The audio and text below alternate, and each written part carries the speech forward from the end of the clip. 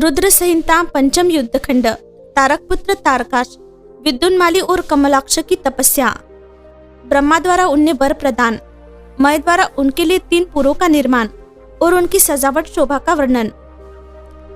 नारद जी ने कहा, पिताजी, जो गणेश और स्वामी कार्तिक की उत्तम कथाओं से ओतप्रोत तथा आनंद प्रदान करने वाला है, भगवान शंकर की गृहस्थ संबंधी उस उत्तम चरित्र को हमने सुन लिया। अब आप कृपा करके उस परमोत्तम चरित्र का वर्णन कीजिए जिसमें रुद्रदेव ने खेल ही खेल में दुष्टों का वध किया था।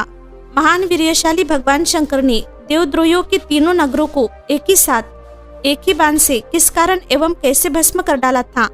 भगवान जिनके भाल में बाल चंद्रमा सुशोभित है तथा जो सदा माया के साथ विहार करने वाले हैं, उन भगवान शंकर का चरित्र तो देवर्षियों को आनंद प्रदान करने वाला है। आप वह सारा चरित्र विस्तार पूर्वक वर्णन कीजिए।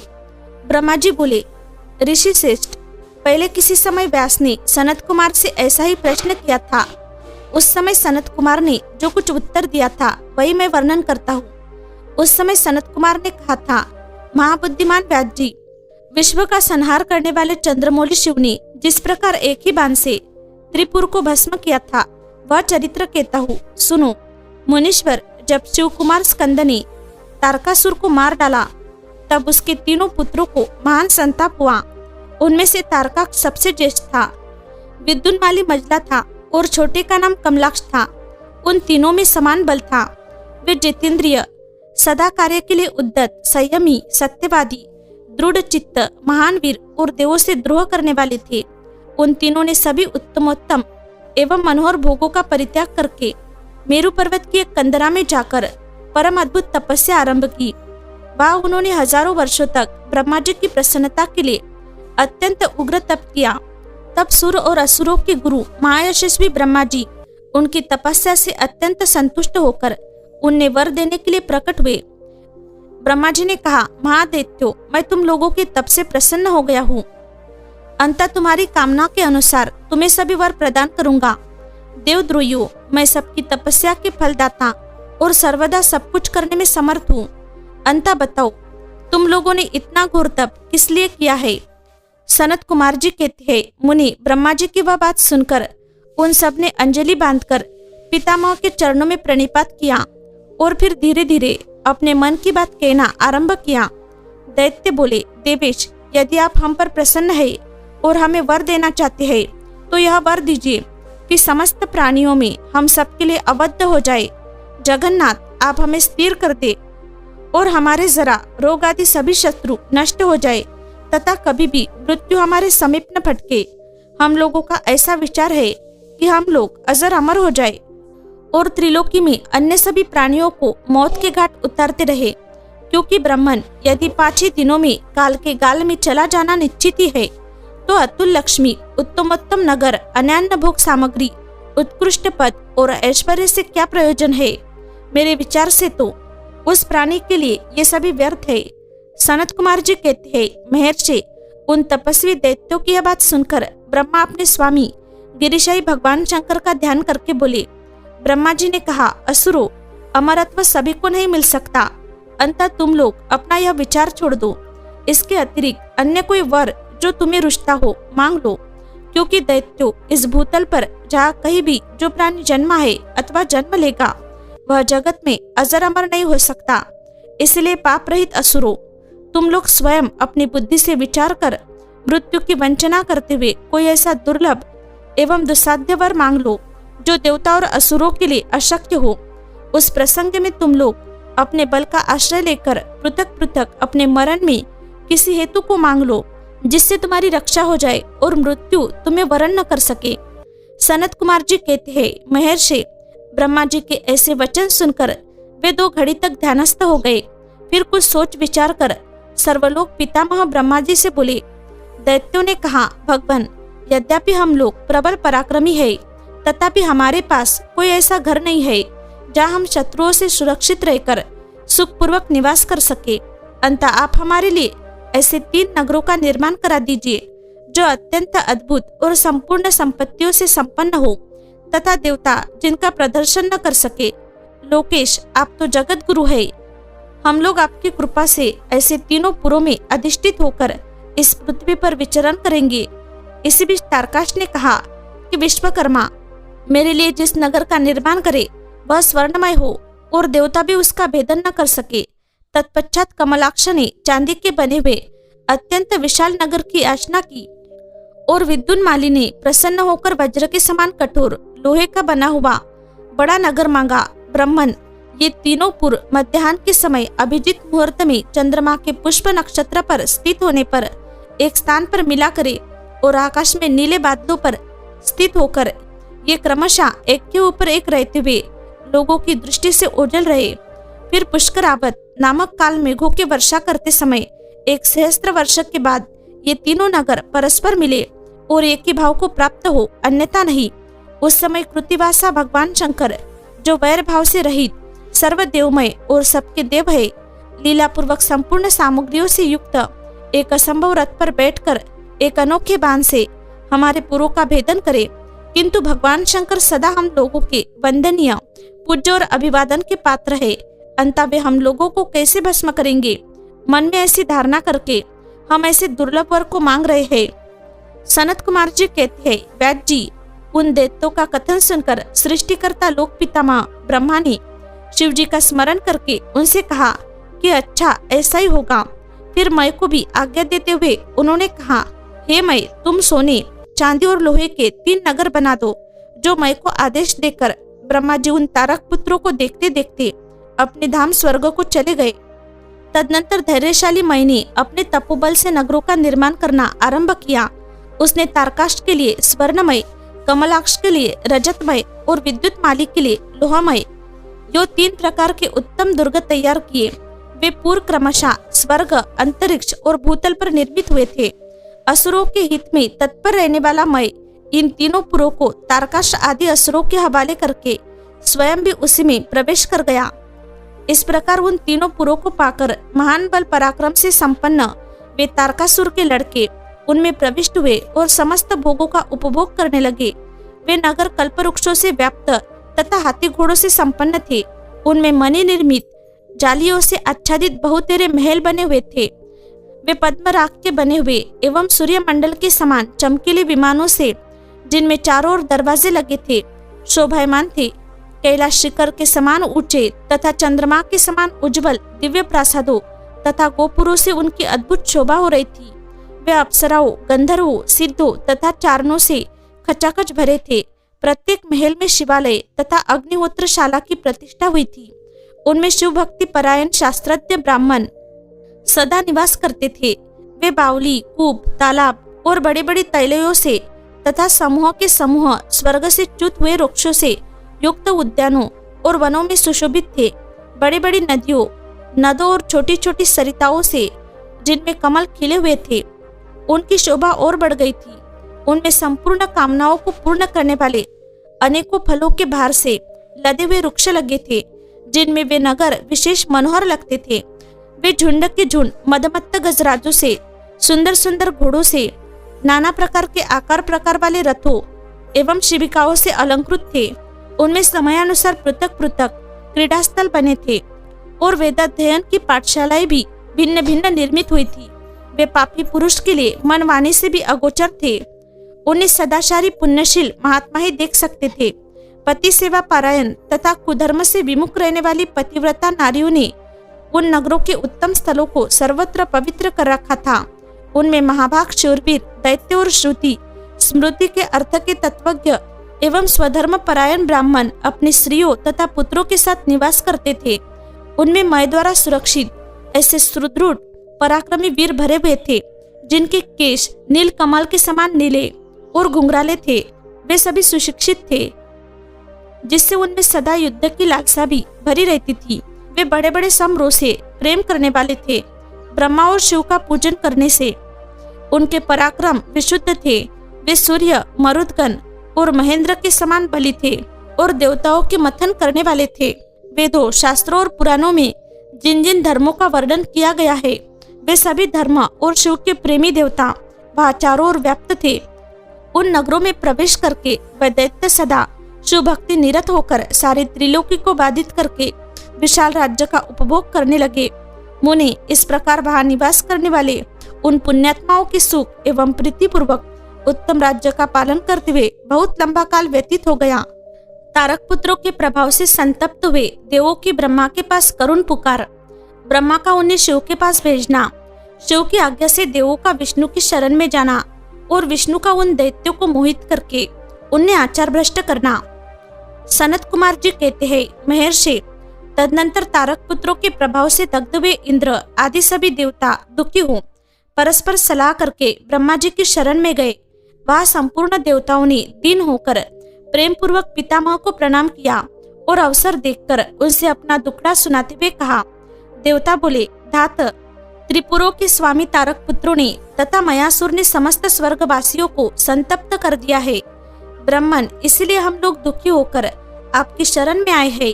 आप उनके वध का कोई उपाय कीजिए जिससे हम लोग सुख से रह सके। ब्रह्मा जी ने कहा, देवगणों, तुम्हें उन दानवों से विशेष भय नहीं करना चाहिए। मैं उनके वध का उपाय बतलाता हूँ। भगवान शिव तुम्हारा कल्याण करेंगे।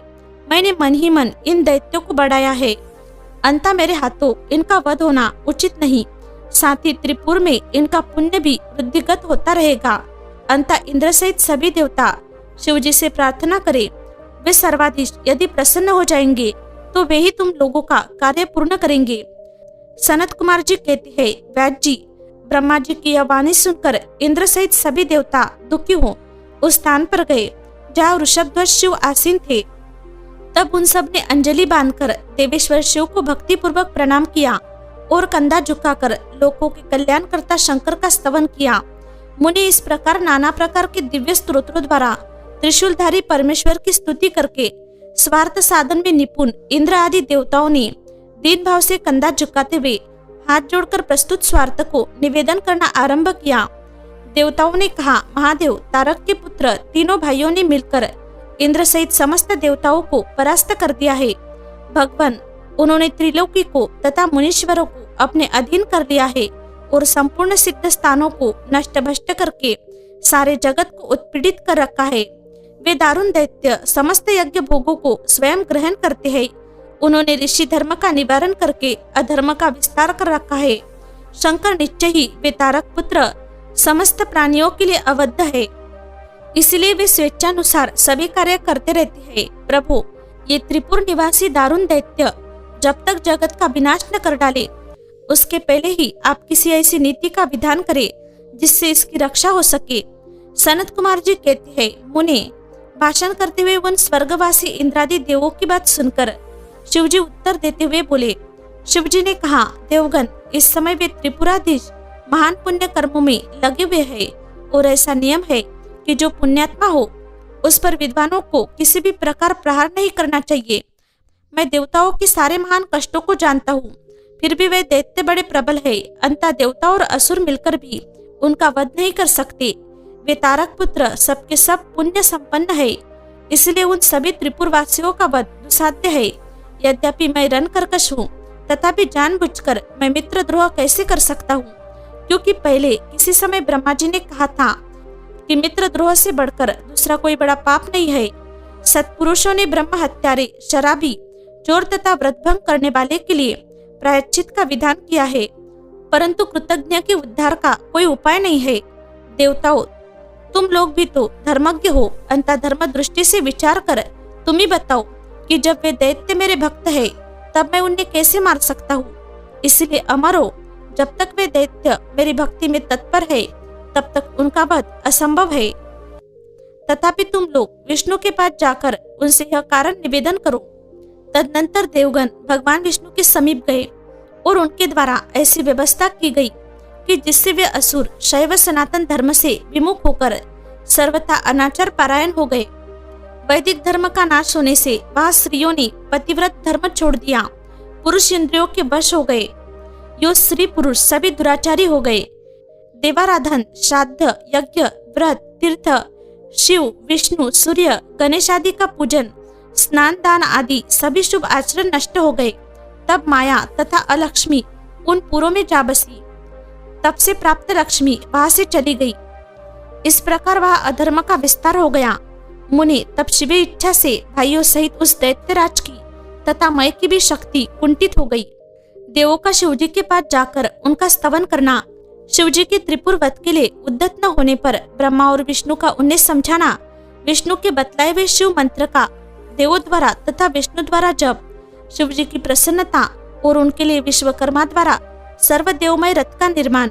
व्यास जी ने पूछा, सनत कुमार जी, जब भाइयों तथा पूर्ववासियों सहित उस दैत्यराज की बुद्धि विशेष रूप से मोहाच्छन्न हो गई, तब उसके बाद कौन सी घटना घटी?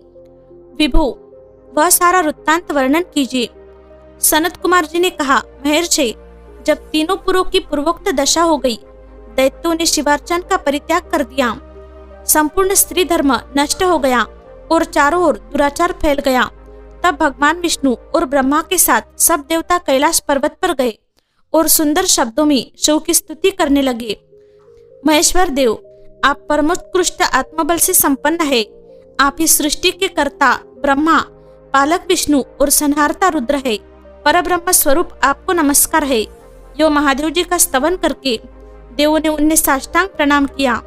फिर भगवान विष्णु ने जल में खड़े होकर अपने स्वामी परमेश्वर शिव का मन ही मन स्मरण करके तन्मय हो दक्षिणामूर्ति के द्वारा प्रकटित रुद्र मंत्र का 1.5 करोड़ की संख्या तक जप किया।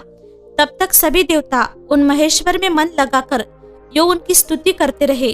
देवों ने कहा, प्रभु, आप समस्त प्राणियों के आत्मस्वरूप, कल्याणकर्ता और भक्तों की पीड़ा हरने वाले हैं। आपके गले में नीला चिन्ह है जिससे आप नीलकंठ कहलाते हैं। आप चिद्रूप एवं प्रचेता है। आप रुद्र को हमारा प्रणाम है। असुर निकंदन, आप ही हमारी सारी आपत्तियों के निवारण करने वाले हैं। अंतः सदा से आप ही हमारी गति है। आप ही सर्वदा हम लोगों के वंदनीय है। आप सबके आदि है और आप ही अनादि भी है। आप ही आनंद स्वरूप अव्यय प्रभु, प्रकृति पुरुष के भी साक्षात स्रष्टा और जगदीश्वर है। आप ही रजोगुण, सत्वगुण और तमोगुण के आश्रय से ब्रह्मा, विष्णु और रुद्र होकर जगत के कर्ता भर्ता और संहारक बनते हैं। आप ही इस भवसागर से तारने वाले हैं। आप समस्त प्राणियों के स्वामी, अविनाशी, वरदाता, वांग्मय स्वरूप, वेद प्रतिपाद्य और वाच्यवाचक कथा से रहित है। योग वेत्ता योगी, आप ईशान से मुक्ति की याचना करते हैं। आप योगियों के हृदय कमल की कर्णिका पर विराजमान रहते हैं। वेद और संत जन कहते हैं कि आप परब्रह्म स्वरूप, तत्वरूप, तेजो राशि और परातत्पर है। आप सर्वव्यापी, सर्वात्मा और त्रिलोकी के अधिपति है। भविष्य जगत में जिसे परमात्मा कहा जाता है वह आप ही है।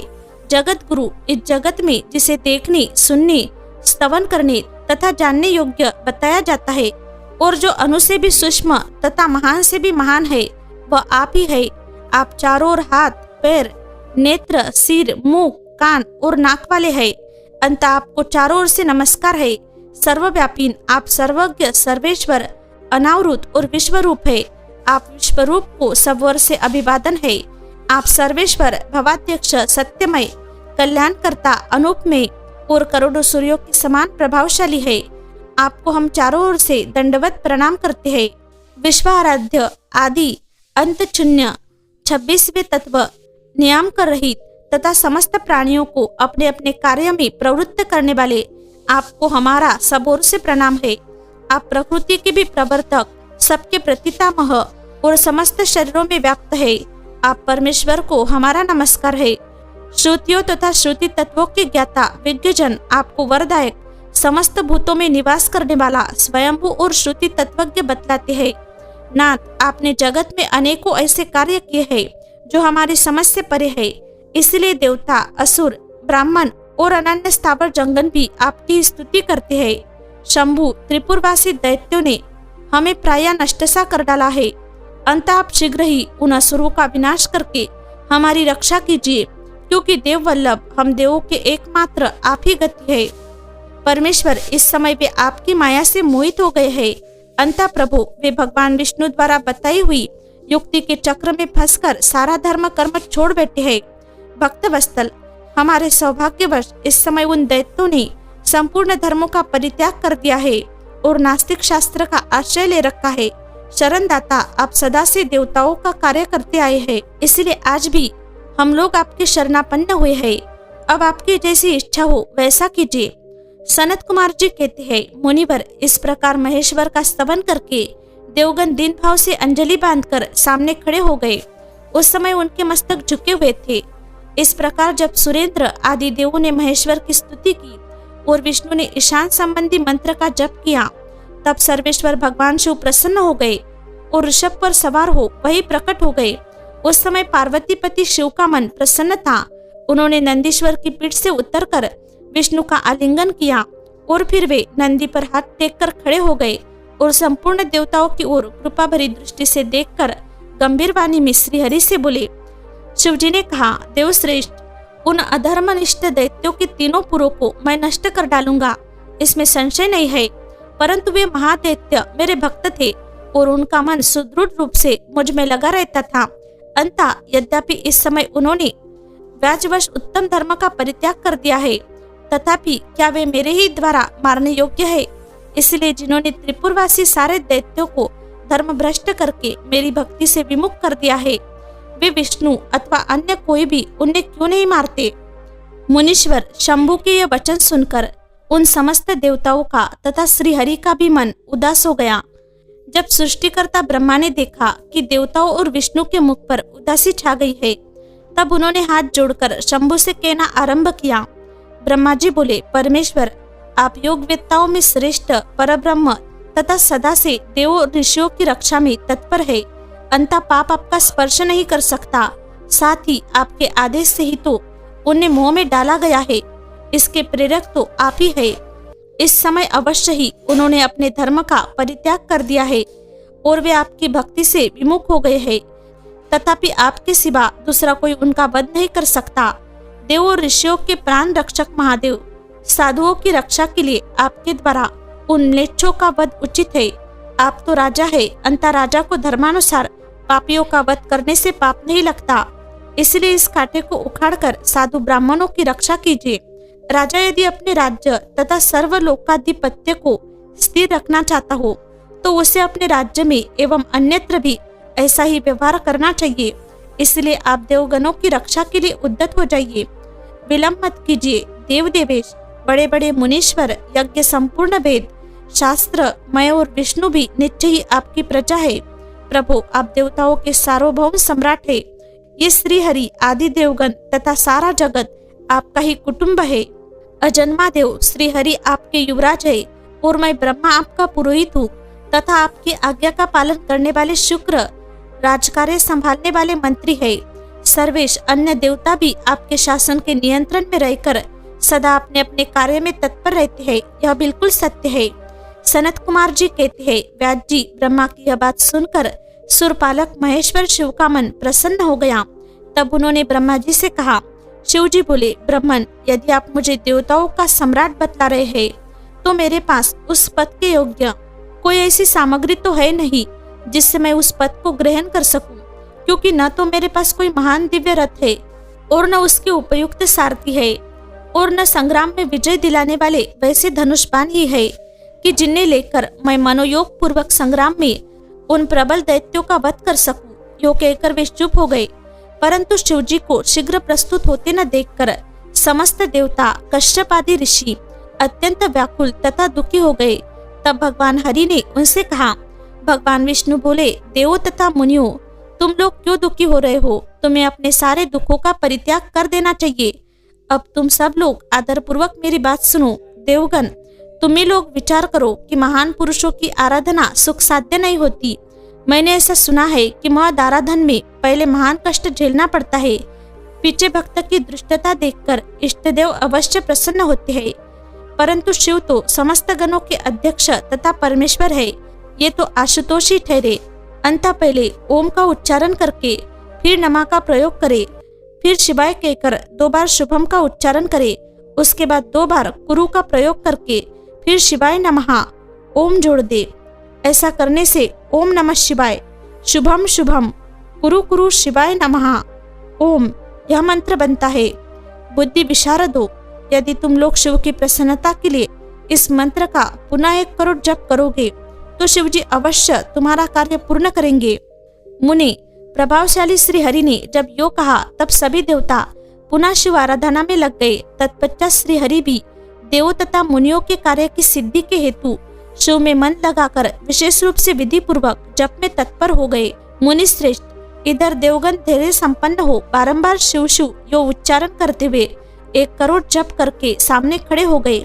इसी समय स्वयं साक्षात शिव पूर्वोक्त स्वरूप धारण करके प्रकट हो गए और यो कहने लगे। श्री शिवजी बोले, हरे ब्राह्मण, देवगण तथा उत्तम व्रत का पालन करने वाले मुनियों, मैं तुम लोगों के इस जप से प्रसन्न हो गया हूँ। अंततः अब तुम लोग अपना मनोवांछित वर मांग लो। देवताओं ने कहा, देवादिदेव कल्याणकर्ता जगदीश्वर, यदि आप हम पर प्रसन्न है तो देवों की विकलता का विचार करके शीघ्र ही त्रिपुर का संहार कर दीजिए। परमेश्वर, आप दीन बंधु तथा कृपा की खान है। आपने ही सदा से हम देवताओं की बारंबार विपत्तियों से रक्षा की है, अंततः इस समय भी आप हमारी रक्षा कीजिए। सनत कुमार जी कहते हैं, ब्राह्मण, तब ब्रह्मा और विष्णु सहित देवों की वह बात सुनकर शिवजी मन ही मन प्रसन्न हुए और पुनः इस प्रकार बोले। महेश्वर ने कहा, हरे ब्राह्मण, देवगण तथा मुनियों, अब त्रिपुर को नष्ट हुआ ही समझो। तुम लोग आदर पूर्वक मेरी बात सुनो और उसके अनुसार कार्य करो। मैंने पहले जिस दिव्य रथ, सारथी, धनुष और उत्तम बाणों को अंगीकार किया है वह सब शीघ्र ही तैयार करो। विष्णु तथा विदे, निश्चय ही तुम दोनों त्रिलोकी के अधिपति हो, इसलिए तुम्हें चाहिए कि मेरे लिए प्रयत्न पूर्वक सम्राट के योग्य सारा उपकरण प्रस्तुत कर दो। तुम दोनों सृष्टि की सृजन और पालन कार्य में नियुक्त हो।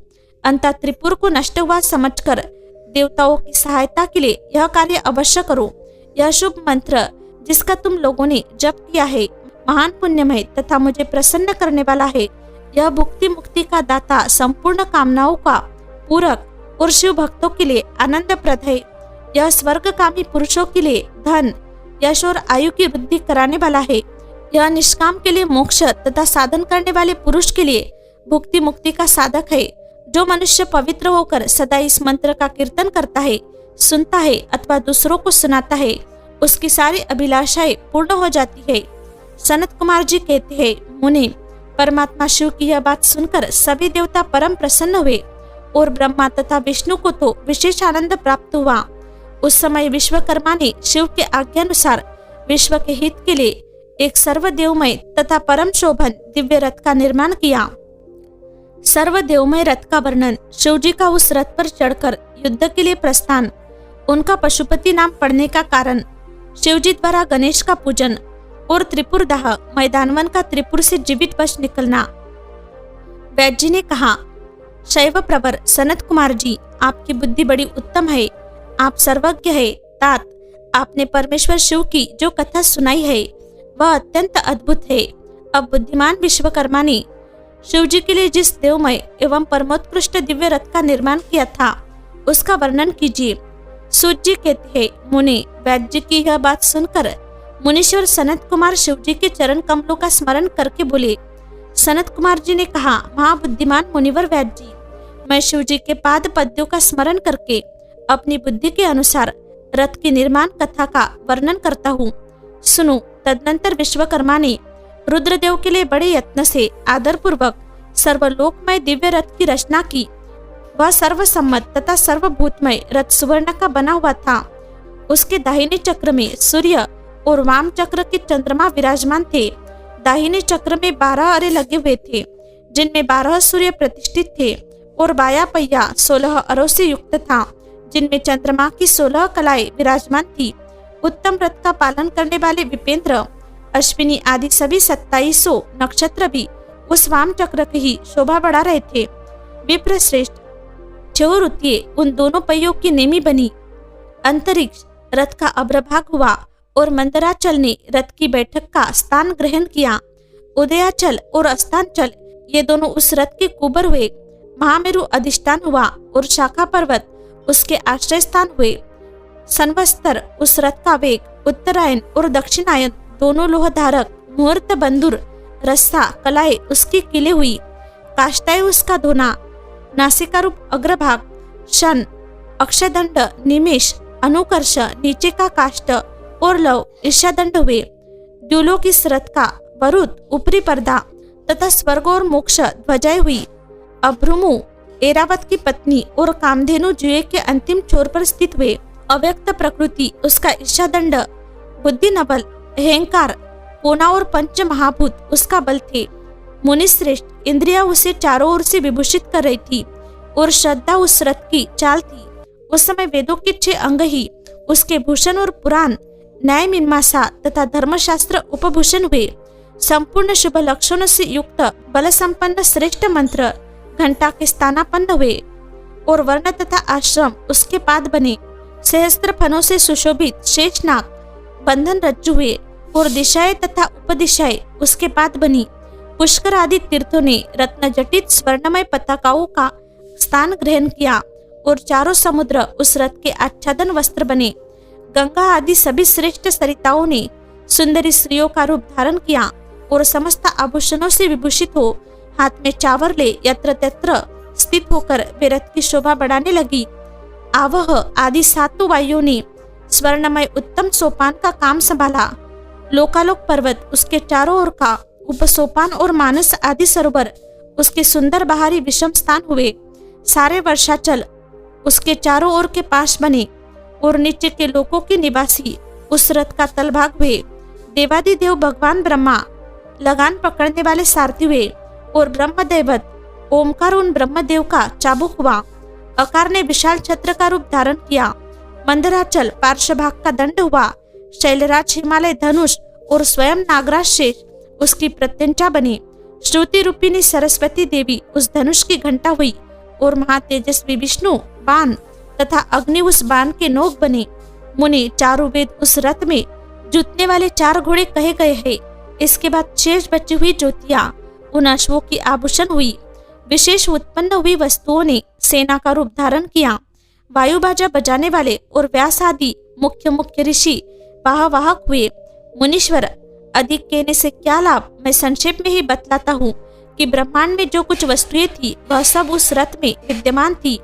इस प्रकार बुद्धिमान विश्वकर्मा ने ब्रह्मा और विष्णु की आज्ञा से उस शुभ रथ का तथा रथ सामग्री का निर्माण किया था। सनत कुमार जी कहते हैं, महर्षि, इस प्रकार महान दिव्य रथ में जो अनेक विध आश्चर्य से युक्त था, वेद रूपी अश्वों को जोतकर ब्रह्मा ने उसे शिव को समर्पित कर दिया।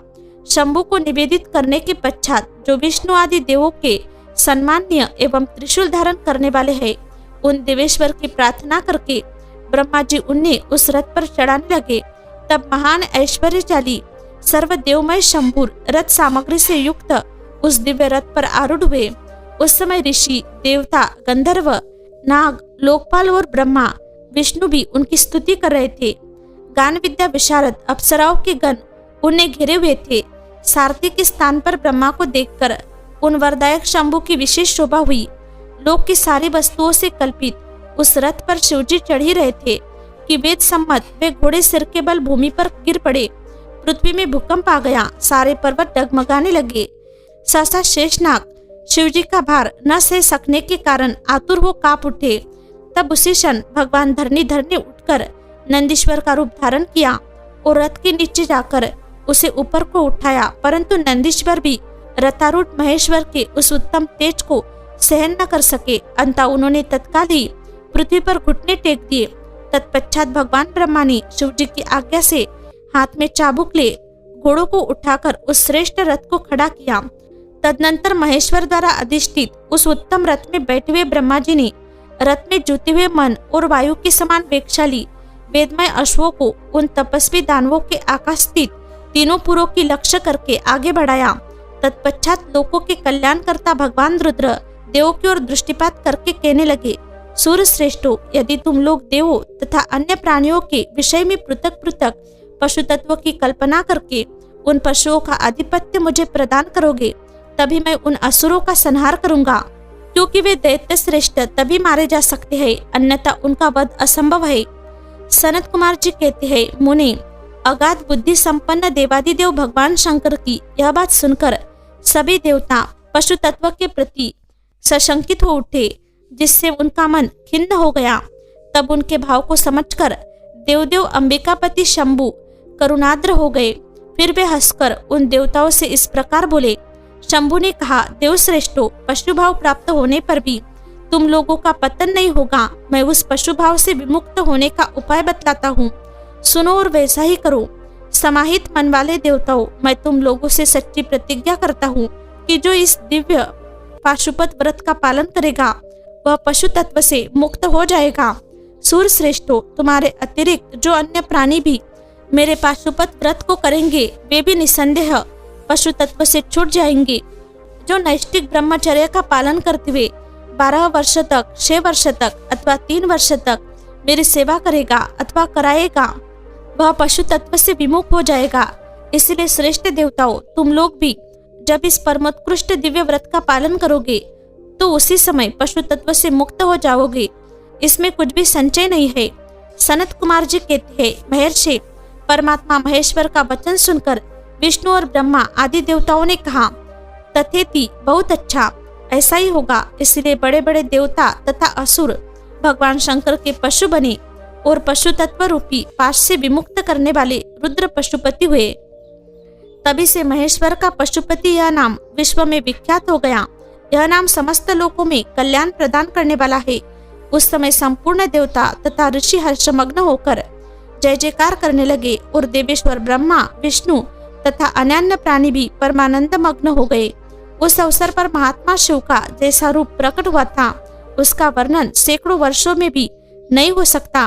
तदनंतर जो शिवा तथा संपूर्ण जगत के स्वामी और समस्त प्राणियों को सुख प्रदान करने वाले हैं, वे महेश्वर यो सुसज्जित होकर त्रिपुर का संहार करने के लिए प्रस्थित हुए। जिस समय देवदेव महादेव त्रिपुर का विनाश करने के लिए चले, उस अवसर पर देवराज आदि सभी प्रधान देवता भी उनके साथ प्रस्थित हुए। पर्वत के समान विशालकाय उन सुरेश्वरों का मन प्रसन्न था। वे सूर्य के समान प्रकाशित हो रहे थे। वे सभी हाथों में हल, छाल, मुसल, भूषुंडी और नाना प्रकार के पर्वत जैसे विशाल आयुधों के धारण करके हाथी, घोड़े, सिंह, रथ और बैलों पर सवार हो चल रहे थे। उस समय जिनके शरीर परम प्रकाशमान थे और मन महान उत्साह से संपन्न थे तथा जो नाना प्रकार के अस्त्र शस्त्रों से सुसज्जित थे, वे इंद्र, ब्रह्मा और विष्णु आदि देव शंभु की जय जयकार बोलते हुए महेश्वर के आगे आगे चले। सभी दंडी एवं जटाधारी मुनि हर्ष मनाने लगे और आकाशचारी सिद्ध तथा चारण पुष्पों की वृष्टि करने लगे।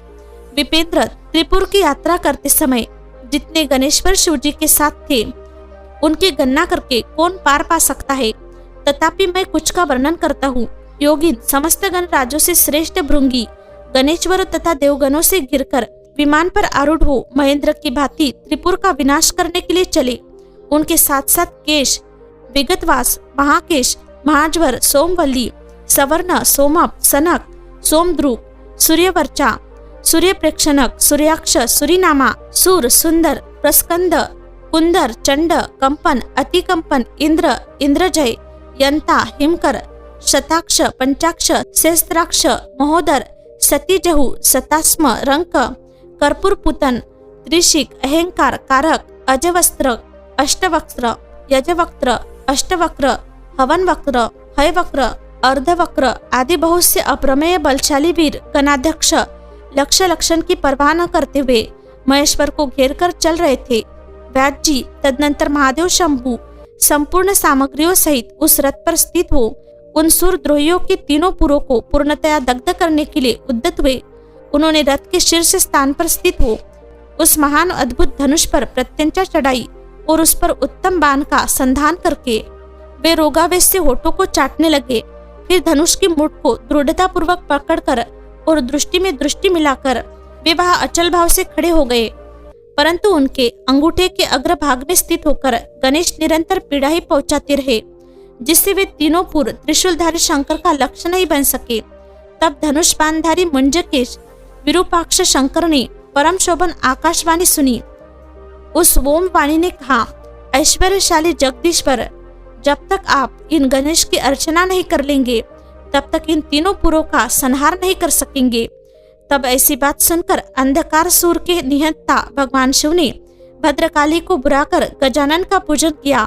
जब हर्षपूर्वक विधि विधान सहित अग्रभाग में स्थित उन विनायक की पूजा की गई तब वे प्रसन्न हो गए। फिर तो भगवान शंकर को उन तारक पुत्र महामनस्वी दैत्यों के तीनों नगर यथोक्त रूप से आकाश में स्थित दिख पड़े।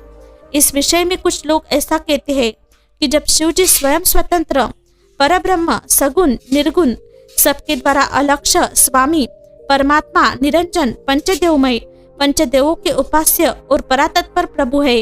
वे ही सबके उपास्य है, उनका उपास्य कोई नहीं है। तब सबके वंदनीय पर ब्रह्म स्वरूप उन देवेश्वर महेश्वर के विषय में यह बात उचित नहीं जान पड़ती कि उनकी कार्य सिद्धि अन्य की कृपा पर अवलंबित हो, परंतु मुने उन देवादिदेव वरदानी महेश्वर के चरित्र में लीलावश सब कुछ घटित हो सकता है। अस्तु, इस प्रकार जब गणाधिप का पूजन करके महादेव जी स्थित हुए, तब वे तीनों पुर कालवश शीघ्र ही एकता को प्राप्त हो गए। मुनि उन त्रिपुरों के परस्पर मिलकर एक हो जाने पर महान आत्मबल से संपन्न देवताओं को महान हर्ष हुआ। तब संपूर्ण देवगण सिद्धि और परमर्षि अष्टमूर्तिधारी शिव की स्तुति करके उच्च स्वर से जय जयकार करने लगे।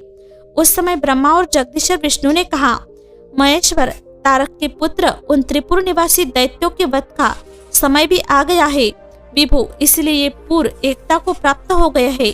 अंता देवेश, जब तक ये त्रिपुर पुनः विलग हो उसके पहले ही आप बाण छोड़कर इन्हें भस्म कर डालिए और देवताओं का कार्य सिद्ध कीजिए। मुनि तदनंतर शिवजी ने धनुष की डोरी चढ़ाकर उस पर पूज्य पाशुपतास्त्र नामक बाण का संधान किया और उसे वे त्रिपुर पर छोड़ने का विचार करने लगे। शंकर जी ने जिस समय अपने अद्भुत धनुष को खींचा था, उस समय अभिजित मुहूर्त चल रहा था। उन्होंने धनुष की टंकार तथा दुस्सह सिंहनाद करके अपना नाम घोषित किया और उन महासुरों को ललकार कर करोड़ों सूर्यों के समान प्रकाशमान उस भीषण बाणों को उन पर छोड़ दिया।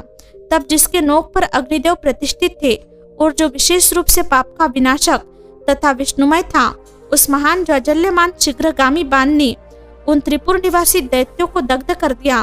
तत्पश्चात वे तीनों पुर भी भस्म हो गए और एक साथ ही चारों समुद्र रूपी मेखला वाली भूमि पर गिर पड़े। उस समय शिवजी की पूजा का अतिक्रमण कर देने के कारण सैकड़ों दैत्य उस बाणास्थित अग्नि से जलकर हाहाकार मचा रहे थे। जब भाइयों सहित तारकाक्ष जलने लगा, तब उसने अपने स्वामी भक्तवत्सल भगवान शंकर का स्मरण किया और मन ही मन महादेव को देखकर परम भक्ति पूर्वक नाना प्रकार से विलाप करता हुआ वह उनसे कहने लगा। तारकाक्ष बोला, भव आप हम पर प्रसन्न है, यह हमें ज्ञात हो गया है।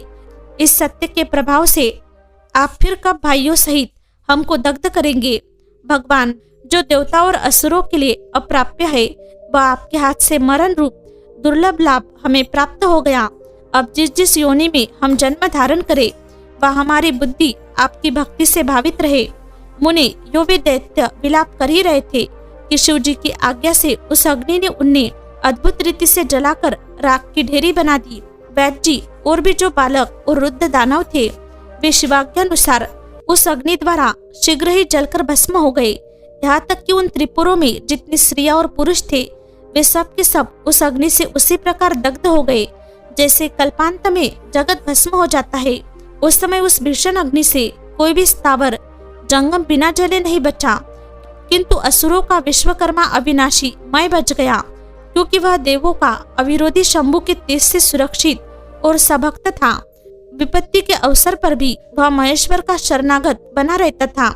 जिन दैत्यों तथा अन्य प्राणियों का भाव अभाव अथवा क्रुद्ध अकृत के प्राप्त होने पर नाशकारक पतन नहीं होता, वे विनाश से बचे रहते हैं। इसलिए सत्पुरुषों को अत्यंत संभावित उत्तम कर्म के लिए ही प्रयत्न करना चाहिए, क्योंकि निंदित कर्म करने से प्राणी का विनाश हो जाता है।